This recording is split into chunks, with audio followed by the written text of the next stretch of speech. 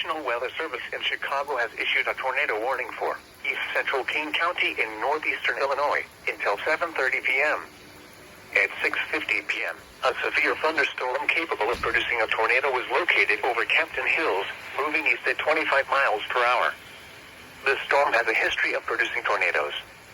Hazard: tornado. Source: radar indicated rotation. Impact: flying debris will be dangerous to those caught without shelter. Mobile homes will be damaged or destroyed. Damage to roofs, windows, and vehicles will occur. Tree damage is likely. This dangerous storm will be near St. Charles and Valley View around 7:05 p.m.